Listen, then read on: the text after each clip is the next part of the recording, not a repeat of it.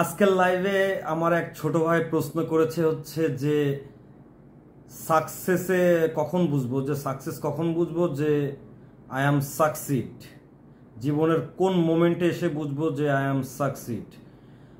আসলে এটা একটা, আমি যেটা বললাম আমার লাইভের ভেতরে, যে এটা একটা মনস্তাত্ত্বিক চিন্তা ধারণা। আই অ্যাম সাকসিড বা সাকসেস, সফলতা, এটা একটা মনস্তাত্ত্বিক চিন্তা ধারণা। কারণটা কি?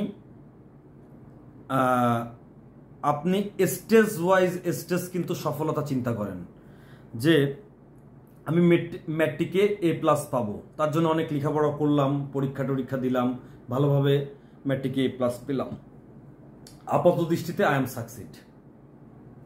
আচ্ছা, তারপরে ইন্টার পাস করলাম, ইন্টারেও A+ পেলাম, ভালো করে পড়াশোনা করে আই এম সাকসিড। এবার হচ্ছে মানে সাকসিড কিন্তু এই যে সাকসেস স্টেপ ওয়াইজ স্টেপ। তারপরে হচ্ছে একটা ভালো ভার্সিটিতে অ্যাডমিশন নেওয়া লাগবে, ভালো করে পড়লাম, অ্যাডমিশনও নিলাম, আই এম সাকসিড। ভালো করে অনার্স লাইফটা শেষ করতে হবে, করলাম, আই এম সাকসিড। মাস্টার্সও করলাম, আই এম সাকসিড। এবার একটা ভালো চাকরি পেতে হবে, সরকারি চাকরি পেতে হবে, BCS ক্যাডার হতে হবে, ভালো করে পড়লাম, BCS ক্যাডারও হলাম। বা ব্যবসা করব, ব্যবসা প্রতিষ্ঠান ওপেন করলাম, রিস্ক নিলাম, চেষ্টা করলাম, আপাত দৃষ্টিতে ব্যবসাটা দাঁড়াই গেল, আই এম সাকসিড। সাকসেস কখন বুঝবো যে আই এম সাকসিড, যে আমি সফল? সফলতা আসলে এভাবে স্টেপ ওয়াইজ স্টেপ আপনি বাড়াতেই থাকবেন, বৃদ্ধি করতেই থাকবেন। একটা অফিসে চাকরি পেয়েছেন, যে প্রাইমারি স্টেজে বিগিনার হিসেবে আপনি সাকসিড। এরপর আপনার আকাঙ্ক্ষা বাড়বে, আপনি আরো বড় বড় পোস্টে যেতে চাবেন, তার জন্য অনেক কষ্ট করতে থাকবেন, এভাবে সামনের দিকে আগাতেই থাকবে। সো সফলতার তো কোনো শেষ দেখি না। ব্যবসার ক্ষেত্রে 10 লাখ টাকার একটা ব্যবসা শুরু করেছেন, এরপরে 20 লাখ টাকার বানাবেন, 30 লাখ টাকার, 1 কোটি, 2 কোটি, 100 কোটি। সাকসেসের তো কোনো শেষই দেখি না।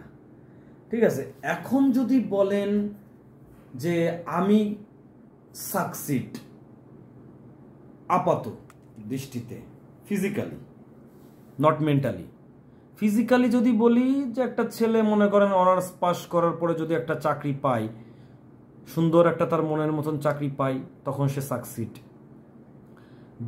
একটা ব্যবসা প্রতিষ্ঠান ওপেন করলেন, আল্লাহর রহমতে চেষ্টা করলেন, ব্যবসা প্রতিষ্ঠানটা দাঁড়ায় গেল, then can be said I am succeed. এই তো সাকসেস, তো এভাবেই, এরকমই সাকসেস। বললাম তো যে একটা মনস্তাত্ত্বিক চিন্তাভাবনার ধারণা, যে আপনি তাৎক্ষণিক কিভাবে ভাবতেছেন সাকসেস রে, সফলতাকে, সেটার পরে ডিপেন্ড করতেছে। আমি একটা বিয়ে করলাম, আই এম সাকসিড। আমি আমার যে পছন্দের মেয়ে ছিল, সেই মেয়েকে বিয়ে করেছি, আই এম সাকসিড। সুতরাং সাকসেস রে কিভাবে বলবেন? তারপর আমার একটা বেবি হলো, আই এম সাকসিড, ওকে, ডান। আমি আমার পরিবারকে ভালোভাবে দেখাশোনা করে রাখতেছি, আমার আশেপাশের মানুষজনের সাথে অনেক সুন্দর ব্যবহার, তাদের সাথে সুন্দরভাবে চলাফেরা করতেছি, তাদের সাথে সবকিছু মেনটেন করতেছি, আই এম সাকসিড। মানে সাকসেস এই যে মনস্তাত্ত্বিক একটা বিষয়, এটি আসলে ওভাবে সংজ্ঞায়িত করা যাবে না। যে যেভাবে সংজ্ঞায়িত করতে চায়, তার কাছে সাকসেস বা সফলতা ঠিক ওরকমই। সুতরাং আশা করি সবাই বুঝতে পারছেন যে সফলতা আসলে সংজ্ঞায়িত করা সম্ভব না, এক একজন এক একভাবে চিন্তা করে। সুতরাং আমি কখন বুঝবো যে আমি সফল, এটা আসলে টাফ। এটা মরার আগের দিন পর্যন্ত বুঝতে পারবো কিনা এটাও সন্দেহ, যে আমি সফল।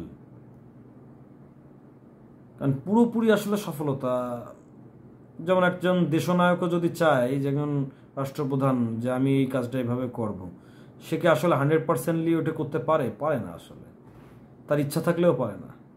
সেরকম যে সফল আমি কখন বুঝবো আমি সফল, এটা একটা মনস্তাত্ত্বিক বিষয়। আপনি যদি এখনই মনে করেন যে আপনি সফল, তাহলে আপনি সফল আপাত দৃষ্টিতে। বললাম তো যে মনে করেন একটা চাকরি পেলেন, দেন ওকে, ইউর সাকসিড। দেন হচ্ছে আপনি একটা ব্যবসা প্রতিষ্ঠান দাঁড় করায় ফেলেন, ইউর সাকসিড। একটা বিয়ে শাদী করে ফেলেন, সাকসিড। বাচ্চা হয়ে গেল, সাকসিড। পরিবার মেনটেন করতেছেন, সাকসিড, ওকে, সফলতা। এই তো, তাছাড়া আর কি।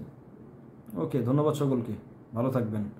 এরকম ভিডিও আমি কিন্তু সবাইকেই আপনাদের সামনে উপস্থাপন করব, যে আমার লাইভে যারা যারা প্রশ্ন করবে তাদের প্রশ্নের উত্তর ইনশাল্লাহ আমি দেবো এইভাবে আমার একটা ভিডিওর মাধ্যমে। ধন্যবাদ সকলকে। আসসালামু আলাইকুম।